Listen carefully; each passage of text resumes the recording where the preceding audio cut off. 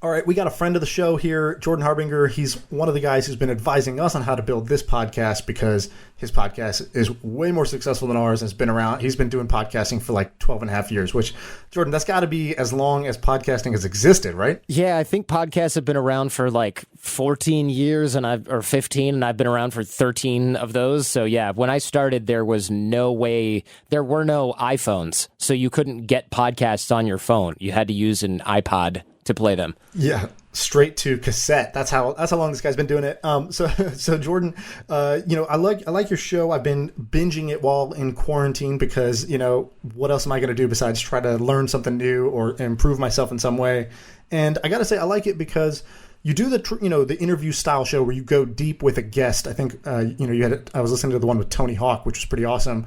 And I got to say, I like that you don't do the kind of surface level, just pity-patting around with the questions or trying to do, inspirational fluff where you're just saying, go, you can do this.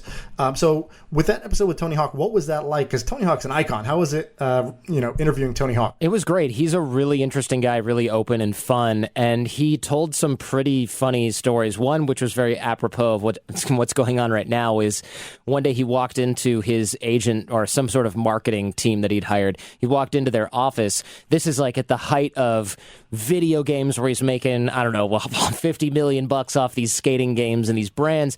And he goes in and he says, look, I got this backpack that was made pretty shoddily and it's got my name and face on it. I don't want any more stuff like that. And as the agent, marketer, whatever, is sort of nodding his head in understanding, Tony goes, wait, what's that on your shelf? And it was a roll of toilet paper with Tony Hawk's name, face, and logo on it. And he goes, what the hell is that? And the guy goes, oh yeah, anything we put your name and face on does so well. We were joking that we could put your face on toilet paper and we'd still be able to sell it. And he fired them on the spot because it was clear that they didn't value his brand, which I thought was a funny story. And he's got a ton of stuff like that he talked about on the show. That is epic. I actually met Tony Hawk. We went on a trip to Africa, a charity trip together. And believe it or not, we were halfway up a mountain in Ethiopia where, this is a mountain village. And somebody saw him there, and they were like, Tony Hawk. That's probably the only English word they said to us all day. They identified Tony Hawk on a mountain in Ethiopia. That's how famous that guy is. So that's an amazing guest to have on the show. Imagine being that famous that you get recognized in the middle of countries where nobody speaks your language and they maybe don't even have skateboards. Yeah, we were there trying to give people clean water. They didn't even have water, but they knew Tony Hawk. That's how famous that guy is. Amazing. Awesome. Well, if you want to hear more from Jordan, we're going to be having him on more and more. He's a friend of the house. And you should listen to his show. It's one of the podcasts that I would recommend. If you like Tim Ferriss's stuff, if you like our stuff, you're going to like his stuff. And so go check out the Jordan Harbinger show on iTunes, Spotify, wherever you get your podcasts, you'll find him there.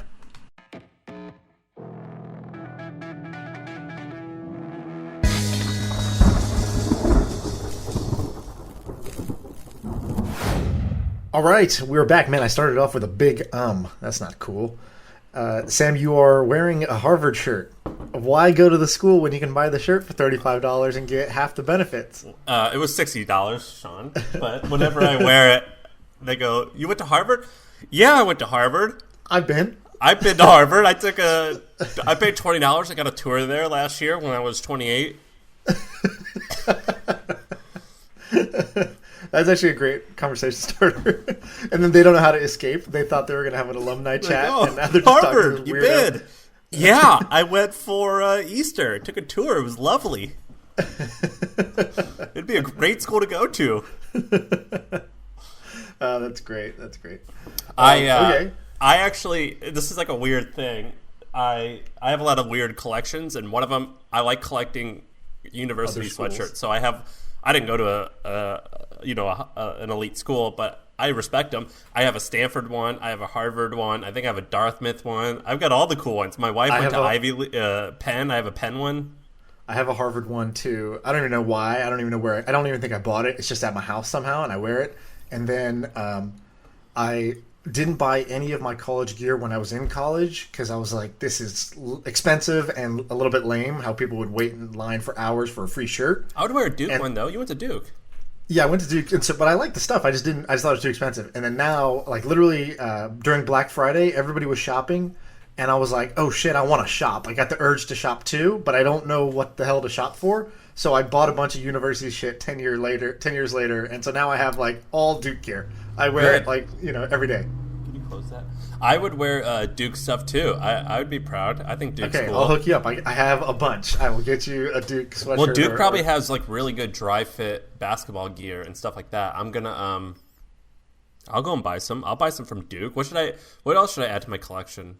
Cornell. That's like a cool one because maybe like an edgy one of some kind. Like you should get like what school has sort of fallen out of favor, or you should just do like the Theranos shirt or like Lambda School shirt or something. No, I want universities like I don't know. Maybe throw a little Oxford in there. Go international. Ooh, I could do Oxford or like is Rhodes Scholar a thing? I think that's part of Oxford. I don't know. Alan just told me to wear a University of Sydney one because I did go to University of Sydney for a year. Yeah, it's less interesting when you actually went there. I know. So anyway, I'm wearing a Harvard sweatshirt and I'm drinking Kool-Aid. Yeah, he's drinking a glass of Kool-Aid. The mood is set. That is the perfect formula. So let's jump in. What do we got? We can talk about a bunch of interesting things. You want to bring up this Amazon company? Yeah, so this company, I don't know how you say it exactly. I think it's called Thrasio. So saw the news recently. I think probably a lot of people listening to this have heard of this, so we'll just give kind of our opinion. Okay, so Thrasio is the name of it. It's a roll-up company. So we've been talking roll-ups, here and there. So this is a roll-up company, and what they're doing is they're rolling up Amazon FBA businesses. So brands that are built and sold just pretty much exclusively on Amazon. And these are usually like private labeled goods. So they, find some shit in China, slap their name on it, post it on Amazon, and they try to just surf the search traffic on Amazon. And so these businesses are they can be decent. And so these guys have rolled up so many of them that so they just raised $110 million at a $780 million valuation. And it's only a year old. Or 2 years old. 2 years old, exactly. So 2 years old, and they've built a ton of value. So this valuation at $780 million is 30 times what it was 18 months ago. So they've built a pretty big company. So the holding company, they say their gross revenue is over $200 million, and they have $35 million in trailing 12 months EBITDA. So $35 million of EBITDA in the last 12 months, not bad. Now this is a little bit controversial. So when I first saw this, I was like, oh, that's interesting. That's smart. They own a bunch of brands like... I think they own 35 of them or 200 of them. 43 brands. They do all cash transactions. And some of the examples, they have a brand called Beast Gear, which I think is a fitness brand. They have a Trail Buddy hiking poles. I've seen that. Anti-fatigue floor mats, pet deodorizers. So all these like little niche businesses that will do individually, single-digit millions a year in revenue. And they're rolling them up. And so... on one hand, I was like, okay, this is a quick way to like build a lot of value because, the sellers in these markets kind of know they've built a thing to, let's call it $4 million in revenue and they're doing all right. But they'll, if you would pay them out $3 or $4 million, they'll take it because that's 3 years of, cash flow and they know that FBA businesses are very fickle. So that was the kind of downside. Where's the but? Where's the but? The but is Amazon FBA businesses are not durable or defensible. Now, maybe I'm wrong. Maybe these guys have a contrarian point of view that's correct. But the conventional wisdom here is it's very easy for a competitor to come in and compete with you. It's very hard to build any kind of moat because you're just hoping to be at the top of the rankings. On top of that, Amazon themselves is going into different categories and creating Amazon basic brands. Yeah, I mean, I just typed in anti-fatigue mat. Their brand is number 2, and the number 1 brand is Amazon Basics, and it's $10 cheaper. And then there's probably, I don't know how many more, like right next to that, there's probably like a bunch more that are in that same category. Yeah. And, what works in the algorithm for some amount of time, like let's say you bought a bunch of fake reviews or something like that, that can get penalized, and then boom, your brand drops to essentially zero, or it can drop like a rock. Okay, and let's play devil's advocate here, though. Let's explain how this can be great. So let's just type in phone charger Amazon. So there's this brand called Anker, Anker. You know that brand? Yes. Started in China in what's the Silicon Valley of China? It's called Shenzhen or I don't know. I think there's a few different hubs. There's like a manufacturing hub. There's a tech hub. There's different hubs. Here's Alan messaging me. Shenzhen. Okay, the guy, he worked at, I think his name was Peter. I believe he worked at Google in in California, and then he's from this area, and he moved back there, and he started this charger company called Anchor. And he goes, when we started this business, our goal was to be we would want to rest in the 4 to 4.5 star review on Amazon. So we wanted to have products that were pretty good but affordable, and they started making phone chargers, and it's $1 billion company now, and they lived on Amazon for a long time and then have since built a brand beyond it, and I love their products. So it is definitely possible to build beyond, but there's so many Amazon only companies that just suck. Right. Yeah. And so the question I have for these guys is, what does the hit rate need to be for this to work? So like, out of every 10 businesses they buy, if 1 or 2 of them next year have been outcompeted or delisted or deranked in the Amazon search, and revenue drops by 40%, 50%, 80%, which can totally happen on Amazon, can their business still work? Or do they need a high hit rate? Or do they have some sort of durability where they can take some losses along the way? Like a venture capitalist can invest in a portfolio of companies. They don't need most to work. They need 1 or 2 to work for the whole portfolio to return. But for other types of businesses, when you're buying, you're buying based off of EBITDA, I don't think you have that same luxury. So I'm very curious how this works. Now, what I will say is, if you're the founder, you kind of had nothing to lose doing this, right? There's an opportunity to do the roll-up. You used other people's money to do it. You've built a, presumably $800 million company in 2 years. And you can take some secondary off the table, and then you're free rolling the rest. And maybe this works. Even if there's a 20% chance of it working, for the entrepreneur, I think it was a good bet. For the investors, I don't know. So that valuation doesn't seem crazy rich, to be honest. 35. So is that 12 times profit? Yeah, which is a lot. For these FBA businesses individually are selling for, I don't know, 2-3x. So but none of them have $35 million in profit. And do they get $35 million in profit in 2 years? Yeah, but like they're not growing at a rapid pace because they're, one company is growing. They're paying for each incremental growth, right? They're acquiring companies to grow, and so. And I agree with you. I'm just why the group would be worth more. I'm just playing the other side here. Instant Pot, that was basically an FBA, or that was like lived only on Amazon. I mean, so it could happen. That's a defensible product, right? So like if you go, as I have, on Alibaba, and you go try to find an Instant Pot competitor, it is not easy to get a product that is of the same quality as Instant Pot. It is not an easily clonable business. Whereas this, the business they wrote in here, Beast Gear, the number one selling product looks like it's hand wraps for like boxing. Is that really what it is? You search wrist wraps in Amazon and you get tons of competitors. I could go start a wrist wrap, boxing gear brand tomorrow. Like, give me 18 hours and I'll have a clone of Beast Gear spun up. That doesn't mean I'll be able to rank as high right away, but it's, the products are not as durable. Is it Gear Beast? Yeah, Gear Beast. They have a ton of crap. They've got a cell phone holder that goes on your water bottle. That's kind of cool.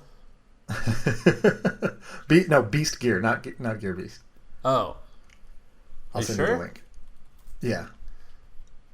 Well, it's all fitness equipment. I'm not saying it's bad. It might be fine fitness equipment, but what I'm saying is this is a clearly, private label Amazon supplier. You can find this in a very short. You can clone the product in a very short amount of time. I'm looking at this Beast Gear. This looks like shit.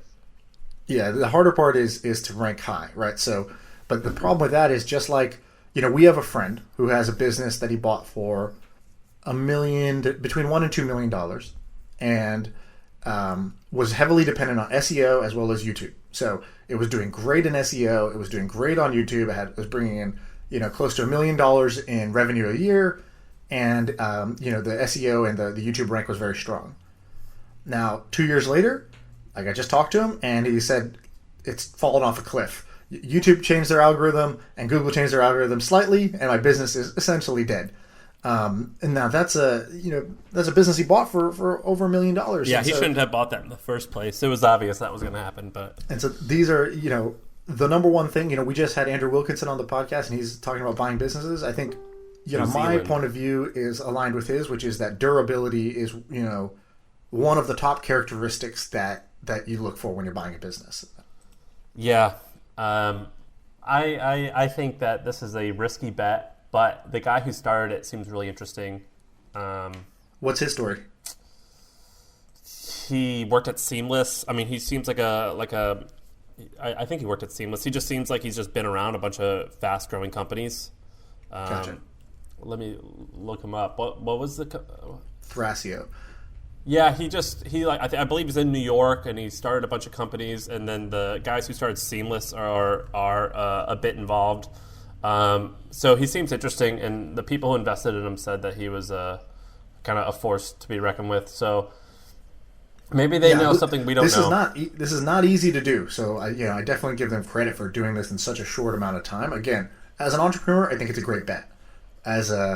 Do I think that this business is actually going to work, and would I invest in this business? No.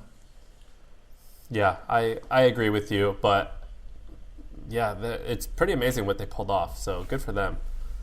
Okay, I got a half-baked idea for you. Okay, so I don't love this idea. I'd give it a 4 out of 10, but there's something there. I think it can be improved a little bit. So this is the second one. So right now, everybody is at home, and a lot of people are sort of, finding in-home entertainment. Some people watching Netflix, Twitch, YouTube, etc.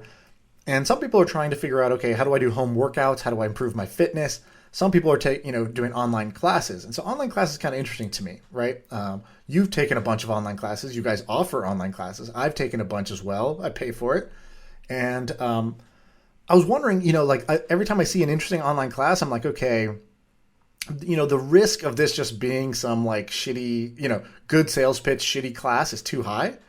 And I'm always just like, I wish I could just, kind of try this or have kind of an all-you-can-eat pass where I could just try as many of these as I want. So the idea is, why isn't there a class pass for online courses? Or even better, why isn't there just a Pirate Bay to have all these for free? That's the bootleg version. There is a Pirate Bay for it. I mean, I've downloaded a bunch. What is the Pirate? Is it just the Pirate Bay, or is there a different one?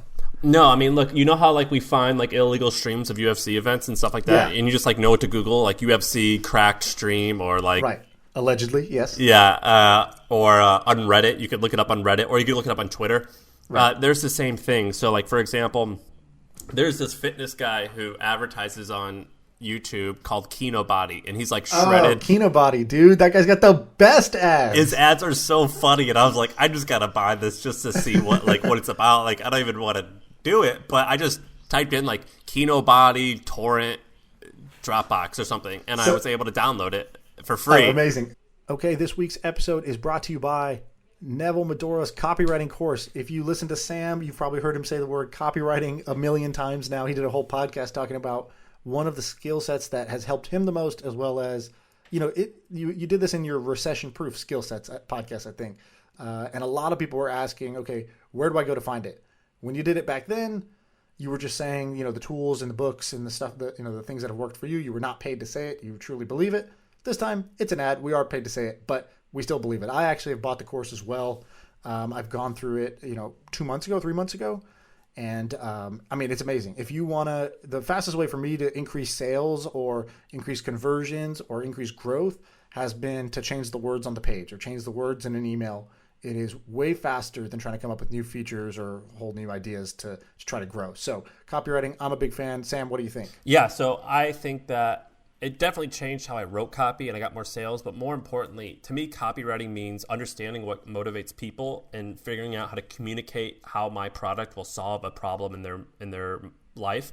And I took Neville's course in 2013, I believe, and it really kind of opened my eyes to how to do this. So if you're into this, if you want to try it, just go to copywritingcourse.com. That's copywriting course, and Neville's kind of funny. He's an oddball, and he spelled copywriting with a K and course with a K. So just Google copywriting course, and you'll see his blog, and you can sign up to his course if you want. And if you just want to go straight to the course, just Google copywriting course join, and you will see a link for it. Okay, so for people who haven't heard of Kinobody, you need to find this guy's YouTube ad. So just go Facebook ad library, which if you didn't know is amazing. You can go see any brand's Facebook ads. So Google Facebook ad library, then type in Kinobody, and then watch these guys' ads. This guy basically, he tries to position himself as like Bruce Wayne. Batman's real name? Bruce Wayne. Yeah, he's like in front of a castle. He's in front of Wayne Manor.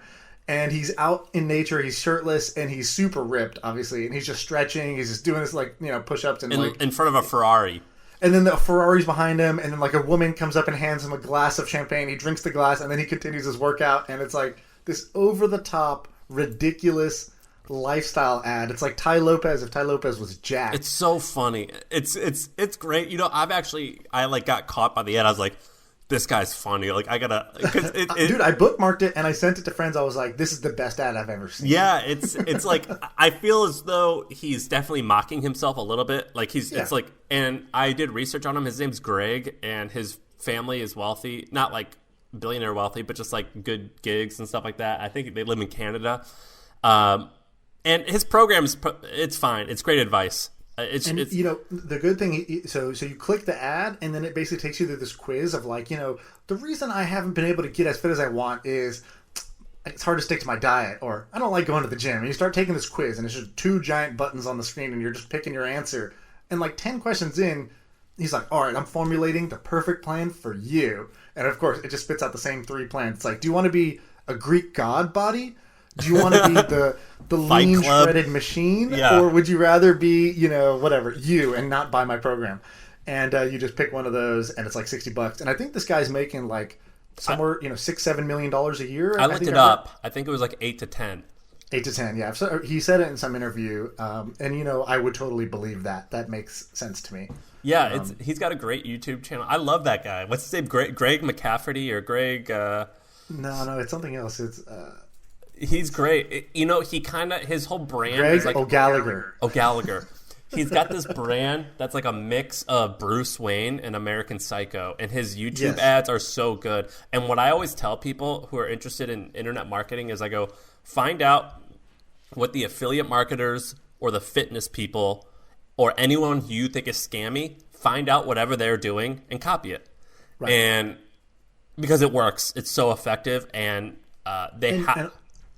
it's not the best way to change the world, but it is an amazing way. That advice is an amazing way to actually build the core skill set you need to sell anything and make anything successful. And like, if I was, 20 to 26, I would be on that. I'd be like, okay, hey, it looks like this gamer energy drink is being, slung around and doing $20 million a year. Okay, I'm going to make my own gamer energy drink, or I'm going to make my own Kinobody, or I'm going to make my own whatever. And I would learn the core skill set of internet marketing to be able to succeed in anything. Because usually these guys, they have a wobbly moral compass, so they're willing to do some things that most people are not willing to do.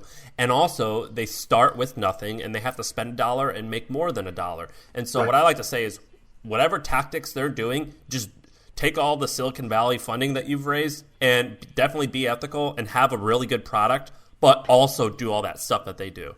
Right. And if you can sell a shit product, you can sell a great product. Yeah. That's one way of thinking about it. Right. And so whatever the internet marketers do that. So there's a reason why you see those internet marketers with long sales pages with lots of text. There's a reason why you see them, with a Ferrari in the background. It works. So on the Y Combinator application, if you want to apply to YC, they have one question that's kind of the famous question, which is, tell me about a real life system you've hacked to your benefit. And what they mean is basically like, tell me where you didn't follow the standard playbook, you came up with some clever solution, and you got a good result for yourself out of it. And they're not looking for anything unethical. They're just trying to say like, I realized that, I really wanted to place, during COVID, I realized that, grocery shortage was a big problem. I realized I could scrape all the availability windows at midnight every day Eastern time, because that's when their servers updated. I could find the delivery times and I could book them for me and my family or whatever. Right? What's your answer, Sean? I had an answer for that because I did apply to YC. I just try to think of what it would be. I'll tell you mine while you think. Go for it. I have too many that I don't want to say on air because for a bunch of reasons. I don't want to incriminate myself or also look bad when I don't think it's actually that bad. But I'll say one. When I was in college, they let you take 28 hours, up to 28 hours of summer school, but they don't define what summer is. And so what I would do during a semester was I found out that summer school could also be online school, and LSU has courses that you can take that only cost $600 or $400, whereas at my university, like the credit, I forget how it was structured, but like the equivalent was like 10 grand. So I signed up for 28 hours through LSU, and it was all online, and you could sign up for these bullshit classes. And then I hired an Indian to do it for like $50, like so cheap. You just wrote these crap essays, and then a TA like graded it. And so a whole semester of school was just that way. Dude, that's hilarious. I don't know what mine would be, but I have a very similar one, which was when I was at Duke. I had this. I was doing so poorly in all my classes. I was like a very mediocre student. And I was like, man, these people all work harder than me and are smarter than me. Like, there's just not really like a great path for me to, in high school, I was the smartest kid and didn't have to work that hard. And here, everybody is the smartest kid from their high school is all here. So now that doesn't work anymore. And so I looked around and I realized, man, what are all these athletes doing? Because the only not smart people on campus were the athletes for the most part, except for Brian Zubek. Shout out to Zubek for being smart. So, I looked at what the basketball players would take, so I found a way to look at their class schedule, and I signed up for all those classes. And one of them in particular that I saw all of them were in was this one, this like business. It was like this business course, and so I signed up for it.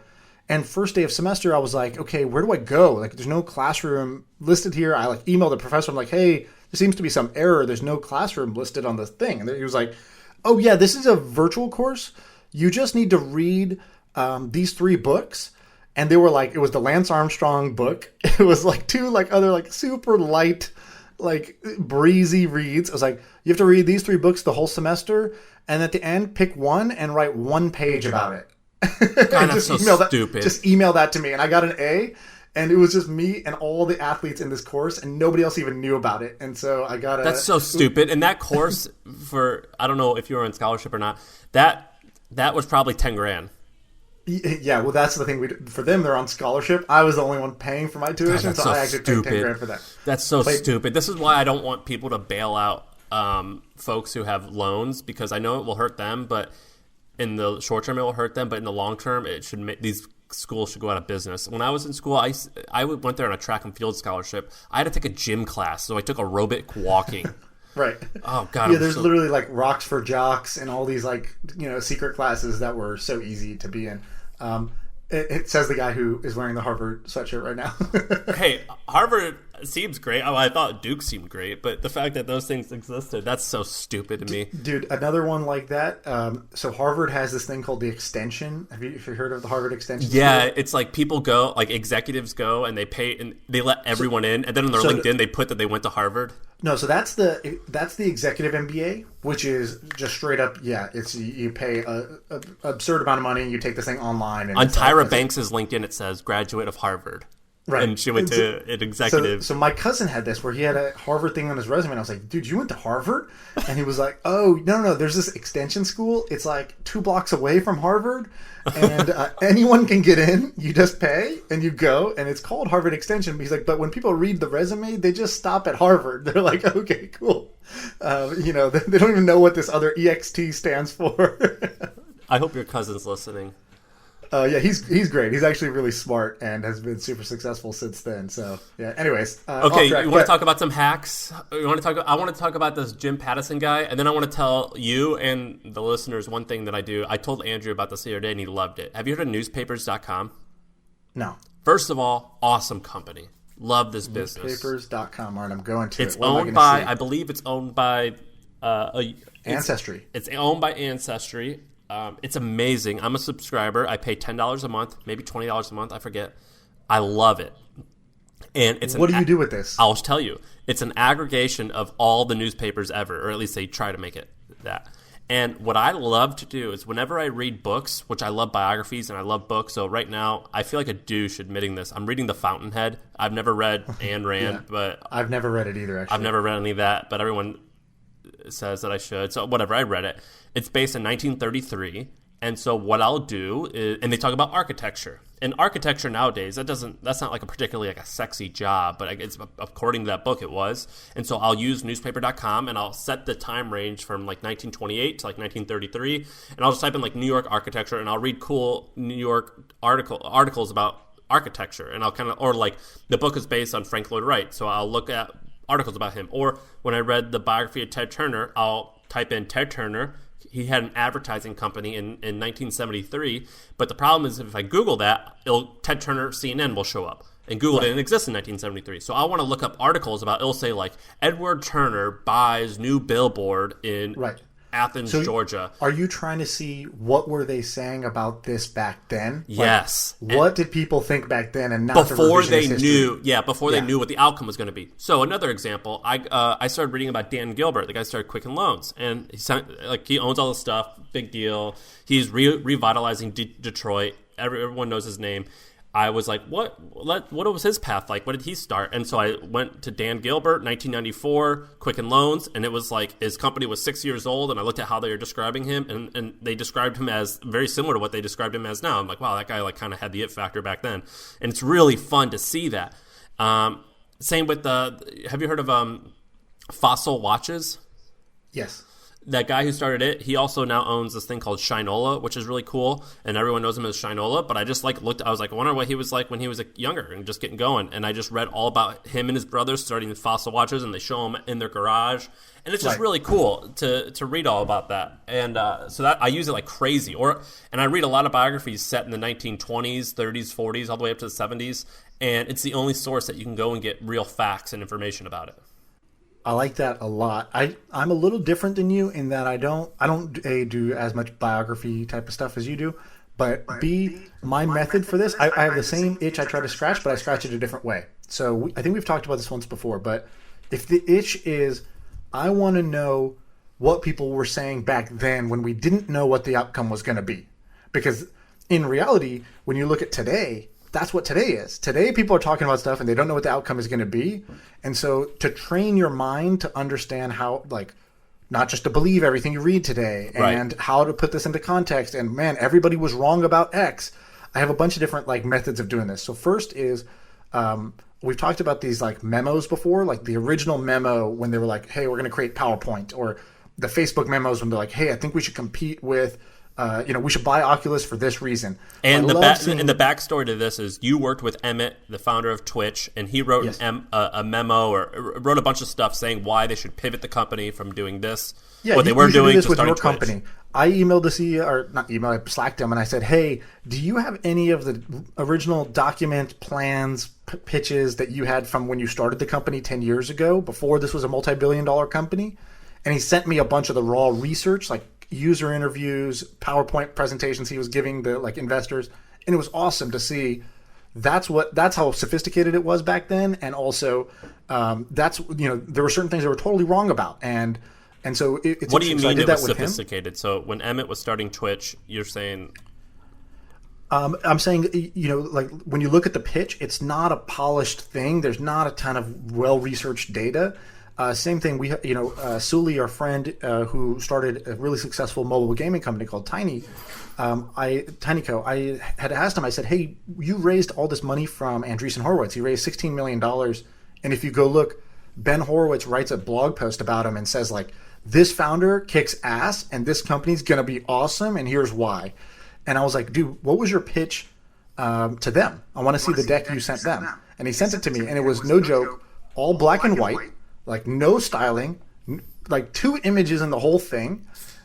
There's some really like bold like proclamations about what they were trying to do and why it was going to work, and that like it was just so interesting to see the content. Like the name of the company was something totally different back then. Yeah, it was called like Brooklyn Packet Company. Yeah. And so I like seeing stuff back when it started, when it was unclear what the outcome was going to be. The other thing I do with this is my own emails. So I frequently, if I make a decision, I will email the decision out to the people who are involved in it. And they're like, yeah, I know, we just talked about this on the phone for 2 hours. Like, why did you write this up? And it's like a diary. It's a diary. And then I go back and I look at this. I'm like, okay, I was a dumbass. What was I wrong about then that I now can see? and I'll go back and I'll read my old emails to like help refine my own game, so I can make better decisions as I go forward. That's a great. You ask that question all the time. Say it again. Like, what am I wrong about? My question is, if we look back in 12 months or 6 months from now and we say, hey, man, that podcast was great. You were really excited about it. It seemed like it was going to work. Let's assume like 12 months from now, it's failed.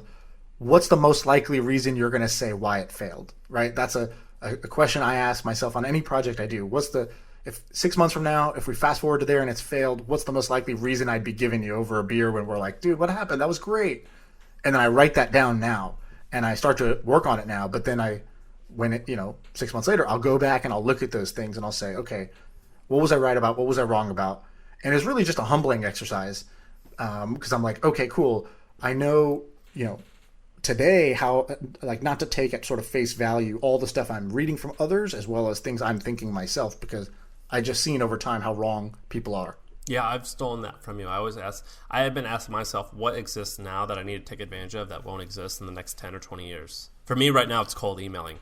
I think it's pretty crazy that you can email anyone. Like this hole is open.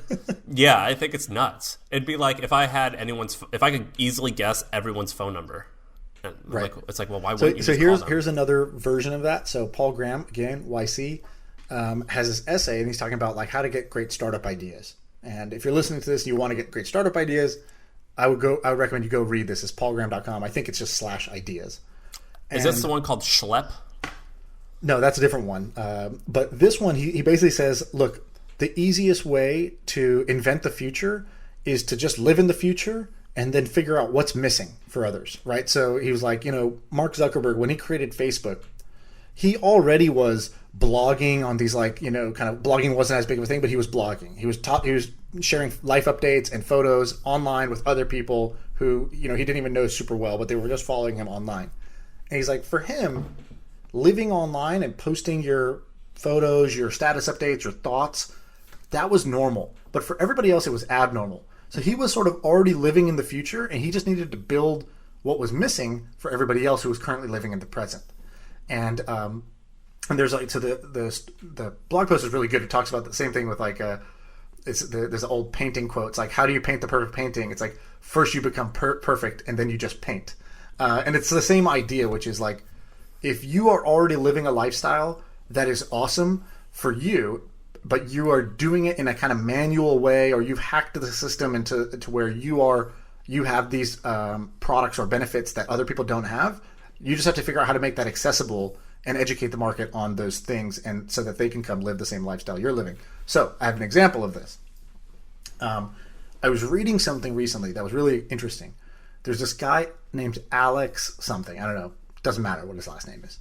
So his name's Alex, and he did something very interesting.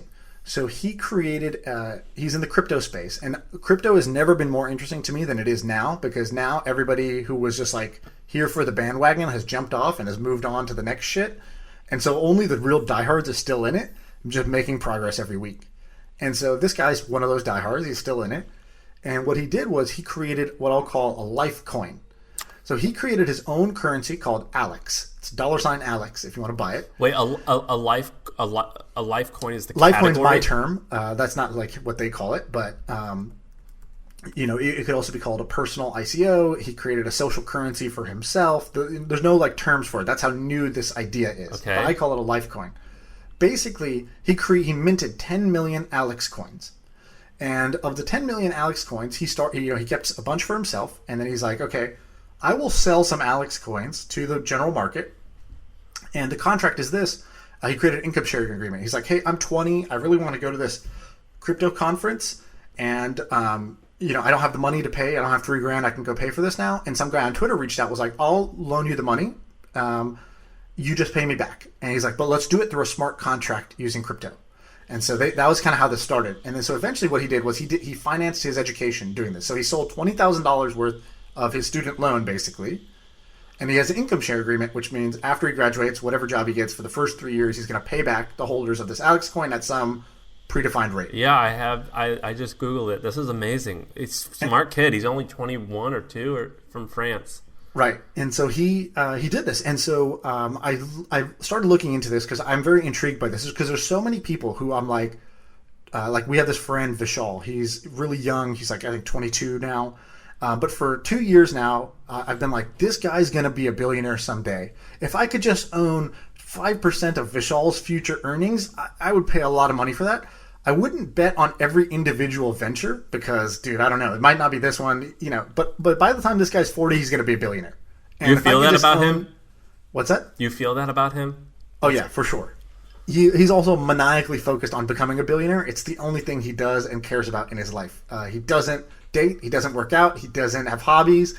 His hobby is making money. His interest is making money. His friends are people who have money. Like, that's who this guy is. Awesome. We got to spell his name. So I've never met Vishal, even though he's good friends with you. Yeah, we should have him on the podcast. What's his name? So it's Vishal, Vishal, and his last name is, if you just do his Twitter, it's Vishal Harp. How do you spell the last name? Harp. Harp. Yeah. Vishal Harp. I gotta find him. So I have confidence that this guy is going to be a billionaire someday. And so I would love to invest $100,000 right now and own a piece of his future earnings. Now, he might not take that trade, but there's many people out there who don't have access to capital, don't have access to fund their education, or they like an NBA player is a great example of this. So there's this NBA basketball player called Spencer Dinwiddie who did this also. He just signed a contract with the Nets. That was a 4-year, $29 million deal. A three-year, $29 million deal, something like that. And he wanted to basically sell fractions of his future NBA earnings through crypto. The NBA ultimately blocked him, but he was literally trying to do it. He was like, hey, look, I just signed a $30 million deal, and I'm going to sell off part of my future contracts today. I want capital today, and if you bet that I'm going to get my next contract going to be bigger, then you're going to own a piece of something that's bigger. It's like a stock, but it's my future earnings. Well, people do this illegally, obviously. Like, this is what you do in high school when you see it. Like, this happened all the time where, like, a good high schooler would be great at basketball, and a guy would be like, all right, I'll buy you a car now, right, and I'll buy you a house now, but when it comes back, you got me. Right, and the NCAA tries to block all this, and Nike does this all the time where it's like, oh, why does this guy's uncle, why is he now like a senior VP at Nike? It's like, well, because, that's their workaround to get in with this guy, so he signs with Nike. And so, anyways, I think this is interesting for musicians. I think it's interesting for athletes. I will say up front, I don't think this is really a thing, but if this was a thing, it would change the way the world works, so I'm very intrigued by it. I'm keeping very close tabs on every example that I see of these, and in fact, this guy Alex is using this company called Roll to do this. I think it's tryroll.com or some shit like that. And the founder reached out and DM'd me, and he was like, "Hey, you guys could do this for your podcast. Like, let's say you created the Millie coin, and you created 10 million Millie coins, and they could be redeemed for, if you have 2,000, you could get a sponsorship slot on the podcast. So you could, let's say, buy slots today that could be redeemed in the future as the show continues to grow, and now you're getting better value. Or it could be used for a 1-hour coaching session for us, or whatever, right? Like, we can create a social currency within our community that can be traded on the market as well as redeemed for value with us or our podcast. That's pretty cool. I think it's very interesting. I'm kind of tempted to try it because this is one of those where I want to try to live in the future. Maybe this is the future. Did you see what Alan just sent? It's called pandopooling.com. I have not seen this. Look up pandopooling.com. It looks like a sort of share your future earnings, like sell off your future earnings or whatever. Yeah. Yeah, it's interesting, dude. There's something to this. Or I shouldn't say that. I think that if this worked, it would change a lot of shit. And so I want it to be one of the first people to test this out and see what's what. That's cool. This is there may be something here. I like this because it's really weird, and I don't think it would work, but most cool things that are really innovative won't work, right? Initially, yeah. Initially, at least. Maybe never. Right. I mean, it was kind of like Blab, though, where you were saying the other day that if Blab existed today, it would have worked really well. And if your first cloud kitchen would have existed today, it would have at least worked, survived. Yeah. So maybe one day it will work, but not for a while. Yeah. I tweeted this out, which was being early is the same thing as being wrong. or another phrase of that is, if you do the right thing at the wrong time, you get pain. You don't get pleasure. Right, and you were just 2 years off. Yeah, I was a few years off. But, and then a lot of people were like, oh, well, if you guys had just persevered, yeah, who the hell knows, You want to talk about this guy named Jim Pattison, who I discovered? Yes, so this is the Billy of the Week. Cue the song. We should make a song for the Billy of the Week. Here's why I like this. Now, sometimes I wonder, so this guy who I'm about to mention, he's interesting, and I'll explain why, but he is like people who I bring up a lot, which is these old companies that I don't think they grow slow. I mean, but they definitely, it's not like a zero to massive in 3 years. So, right. But it's definitely massive. And Mark Andreessen has like a famous quote that I can't find, but he's basically trying to say that he's like, Mark Andreessen says, the things that Warren Buffett loves sea candies because it grows just a little bit each year, but it's really stable. I'm trying to build things that crush Warren Buffett's things. Most of them won't, but some might. And Mark Andreessen said that? I believe he did. Yeah, he was like, with See's Candy, he's like, that's great for him, and it definitely works, but I'm trying to build are the things that will crush that. He goes, we're not going to invest, here, what he says, he goes, we're not trying to invest in See's Candy or Coca-Cola. We're trying to invest in the things that crush them. Interesting. So, here, let me find the exact quote. Is it on here? Anyway, yeah, he says, absolutely. He goes, oh, you're not trying to build the next See's Candy. No, absolutely not. And every time I hear a story like See's Candy, I want to go and find some new scientific superfood candy company that will blow them right out of the water. We're wired completely opposite in that sense. Basically, we're betting against change. He's betting against change. We're betting for change. When he makes a mistake, it's because something changes that he didn't expect. When we make a mistake, it's because something doesn't change that we thought would. And it's just two ways to look at it. Both are successful. That's very interesting. I like when people can distill their whole strategy down into like 2 lines, and that's exactly. Yeah, and it's great. It's just different ways to go about looking at things. Lately I've been liking things that are more long-lasting. And so anyway, let me pull this up. There's a guy named Jim Pattison. Have you ever heard of this guy, Sean? Not until you mentioned him. Okay, he's interesting because for a bunch of reasons. First of all, he owns this thing called Pattison Group. Now, from the looks of it, he owns 100% of this company, and it's in Canada, and it's privately owned. I don't think it's true that he owns 100% of it, because I don't know how that would work.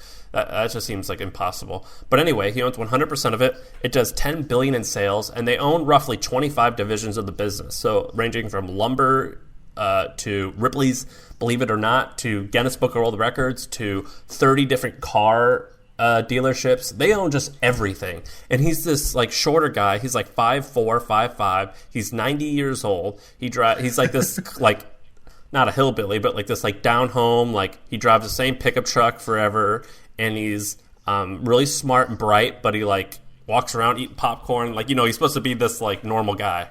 That's like the shtick. And it seems legit. And he's bullish on lumber. He owns lots of lumber companies. And I posted the growth of his businesses. So in the group channel or in the doc, but he has 45,000 employees in Canada. Just super fascinating guy. And some of the brands that they own, I'm on their website right now. So some of the brands that they own are, here's the ones I've recognized: Guinness Book of World Records, Ocean Brands, Ripley's Believe It or Not. Those are the only ones I recognize, and looks like there's a bunch of food, advertising, media. They're in 8 different sort of industries. They own wine. They own Gold Seal. They own Oceans, which is that cranberry juice or is that juice? That's what I was thinking when I read it, but maybe that's a different brand. I think it is. They own mines in Canada. They own dozens of car dealerships. He started it as a car dealership in 1961, and then Oceans is tuna, by the way. Oh, tuna. Sorry, I do know he owns fishing businesses. Then he parlayed that 1961 car dealership. 4 years later, he bought a radio station. Then he bought like an advertising and billboard company. Then he bought like magazines. Then he bought a mine. Then he bought more car dealerships. Then I think they bought like and then he like bought Ripley's Believe It or Not because he went to an auction and it was like he like went to an auction or something like that and it was like for sale. And then he also bought like Marilyn Monroe's dress that she sang "Happy Birthday, Mr. President" to JFK for like $5 million, and was like, "All right, we're in the like souvenirs and like museum business now." Like, he's just super interesting and a little sporadic and really cool. And let me ask you, how did you even discover this guy? I'll show you, or I'll tell. Well, for that, the way that I discovered him is how I discover anything, which is anything I find interesting. So, like Ripley's Believe It or Not has always interested me.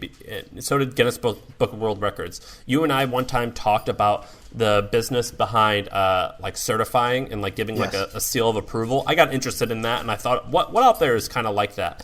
And Guinness Book of World Records was one. And so I clicked on it, and I always do the same thing where I go to the very far right, and I see who's the parent company and owner. And then I click that, and then I read the history, and it says, this person bought it, sold it to this person, sold it to this person. I always open up all those tabs, and I like to see how they're connected, and I like to see the history of the person.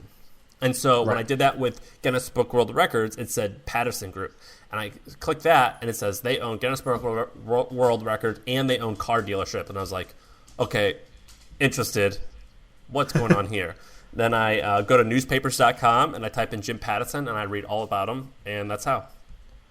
By the way, I remember, I've wanted to have a Guinness Book of World record for a while, just because, again, I'm a sucker for the credential, and it's hard to get because they have to like come out and there's like all these rules.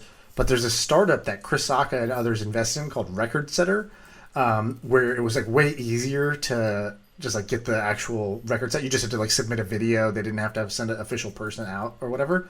I wonder if this thing succeeded. This was a while back.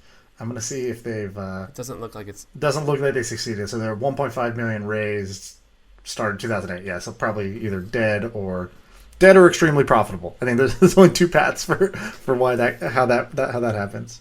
Yeah, so what I learned about Guinness Book of World Records is Jim Pattison changed the business model. So like you can pay like $100,000 and then they like send coaches to like show you exactly how to break the record.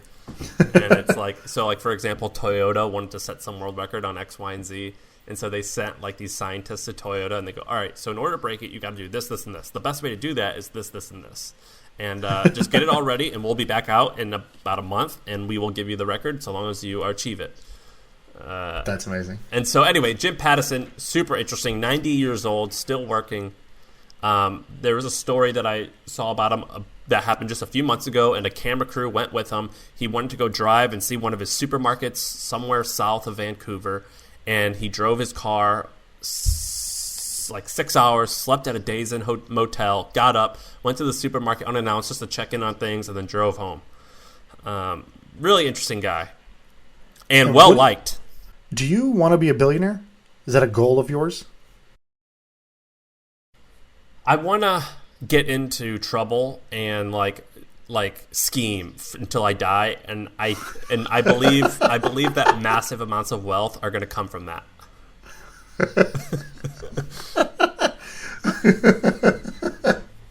Oh, that's perfect. So like scheme until I die.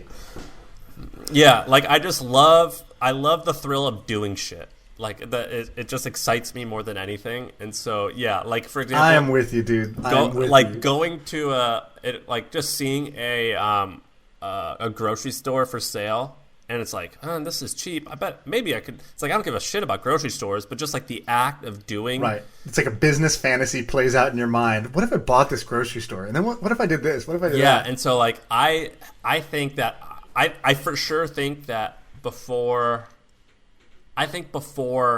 40, for sure, I'll be well worth over $100 million and be very liquid. Nice. Okay, great. Love it. I would bet that too. I would buy your life coin if I could. All right, you want to talk about one or two more things? Yeah, actually, let me ask you that. If I wanted to buy 10% of your lifetime earnings, so whatever you're making per year, I get 10%. What amount would I have to give you today in order to get 10% of your lifetime earnings? I would never do that. But there's no price? Not for $1 billion you wouldn't give up 10% of your earnings? Okay, yeah, there's a price. I don't know. And why were you allergic to it just now? Because I'd rather be poor than have to owe someone something like that, or like be told what to do. You wouldn't be told what to do. Yeah, well, I don't It's know. basically just fronting Maybe capital. It's saying, like, hey, if you had $10 million right now, would that make you more dangerous? Would you be able to build more faster and do more interesting things? Well, okay, would I you don't think that would make me more dangerous because I have access to that. Like, capital is the easy part. So maybe like $20 million right now. I don't even know. That's what people don't understand is like capital is rarely is capital the missing equation, right? Yeah, well, I think it is missing for a lot of people, but it shouldn't be. And I think you're right that like you can get yourself to a point where accessing capital is no longer a bottleneck at all. For a lot of people, that is the bottleneck they're stuck on. But yeah, but I just think that convincing rich people to give you money typically is not the hard part about getting wealthy. Right. So like building a company, convincing a rich person to give you money is the easiest part because what you're saying, it's all false. Like it's all like there's no truth to it, right? There's like ideas and there's promises, but it's not that it's all false. It's unfalsifiable. Right. It's like we can't prove whether this is or is not going to happen. Yeah, so I can tell you, like, look, this is going to happen. I'm going to do this, this, and this, and I think it's going to work. And you could tell people anything, and as long as you're charismatic enough, you get the money. Or credible enough, yeah. Yeah, but most people aren't credible. I mean, you're credible in that, like, dude, I raised a little bit of seed money, and I had most people invested $25,000 a piece, and we raised not a lot of money. I cold emailed people, and I met with them for 30 minutes, and then they gave me a check for $25,000. Right. And I was shocked. You're charismatic and credible. How do they know I was credible? Well, you've done stuff, right? Like you guys had built a list, you had done events, you had done things before.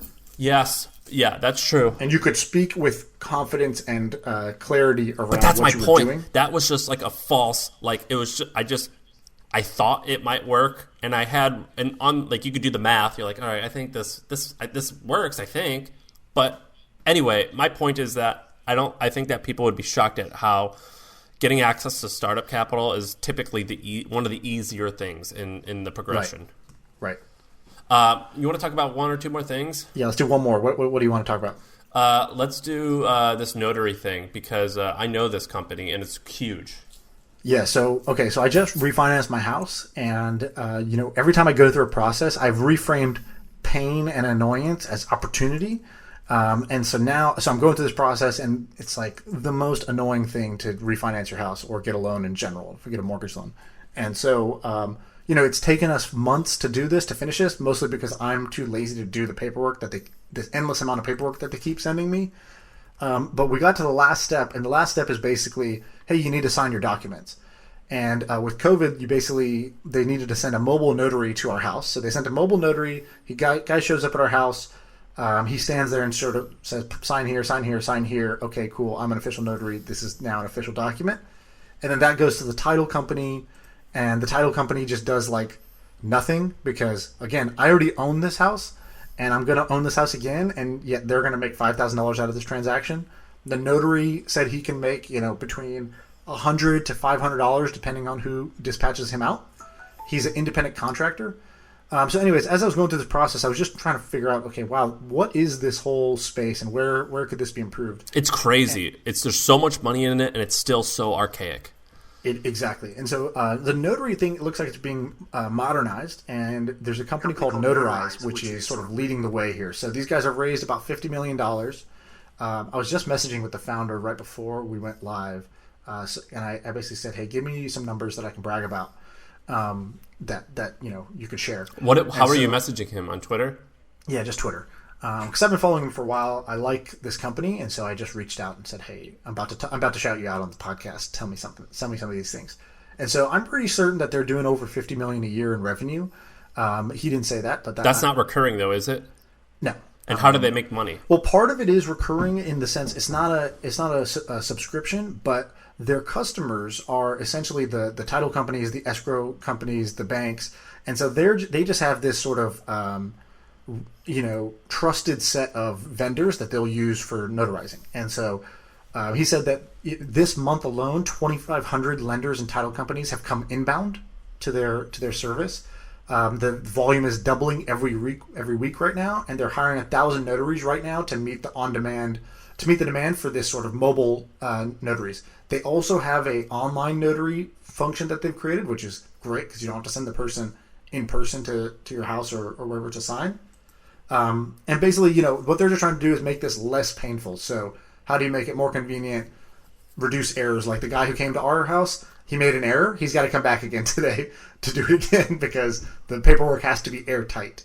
It has to be instantly given to the title company so that you can close your loan quickly. So anyways, I think this is very interesting. They have this fleet now of thousands of notaries that are like, cool, I don't have to work for a company. I work for myself like an Uber driver. And Notarize basically has aggregated the supply of notaries and then the demand side as well. And so I think this is an example. This is the opposite of the company we said at the beginning of the podcast, Thrasio, which was like kind of like a, house of cards, versus this to me is a simple, durable, defensible, profitable company that will be built in this space. And it's kind of boring because nobody gets up and says, man, I want to change the notary world. But I think these guys are actually going to do it. This is awesome. There's another one called SnapDocs. Have you seen that one? They're in a similar space. They've raised $55 million, right. Also a big company. It looks like Notarize is literally just Notary, right? How do you say it? Notary? Notary, I guess. SnapDoc is similar, but a little bit more. It's Notary, but just for real estate. Yeah, huge space. I love this. This reminds me of Checker. Do you know Checker? Yeah, Checker. Oh man, that's another one where I was like, as soon as I saw it, I had to take a time out for 10 minutes and be upset with myself that I didn't think of this idea. So Checker, it's Checker, but there's no R. So the word check and then the letter... No E. Sorry, no E. It's the word check and then an R. Raised $150, $200 million at $1 billion valuation, and it's crazy simple. All they do is they do the background checks particularly for a lot of the gig folks. So like Uber and Lyft, whenever they want to, they don't let people with DUIs and things like that be drivers, and so they do that for them. And crazy simple, incredibly effective, huge company, got huge very fast.